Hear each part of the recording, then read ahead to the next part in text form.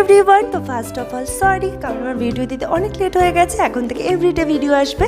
তো সরস্বতী পুজোর আগের দিন সকালবেলা আমি চলে গেছিলাম পড়াতে। তারপর স্টুডেন্টের বাড়ি আলপনা দিয়ে আমি রেডি হয়ে চলে গেছিলাম কলেজ, কারণ সেখানেই আমাদের সরস্বতী পুজো আছে। আর আমরা সবাই মিলে, আমাদের সাথে স্যারও সহযোগিতা করেছিল, সবাই মিলে চেন বানাচ্ছিলাম, আরও যা যা সাজানোর জিনিস হয় সেগুলো বানাচ্ছিলাম। আর এই যে আমার সব ফ্রেন্ডরা, তারপর এখানে আমি তুলো দিয়ে একটা হাঁসও বানাচ্ছিলাম। আর এই যে আউটকাম কেমন হয়েছে আমাকে কমেন্টে জানিও। তারপর আমি বাড়ি চলে আসলাম, আমি আর মা মিলে চলে গেছিলাম সরস্বতী ঠাকুর দেখতে। আর এখানে খুব সুন্দর সুন্দর সরস্বতী ঠাকুর ছিল, বাট এই বড়গুলো তো আমি নিতে পারবো না, কারণ মায়ের বারণ আছে। তারপর এই ছোট্ট সুন্দর সরস্বতী ঠাকুরটা নিয়ে নিলাম।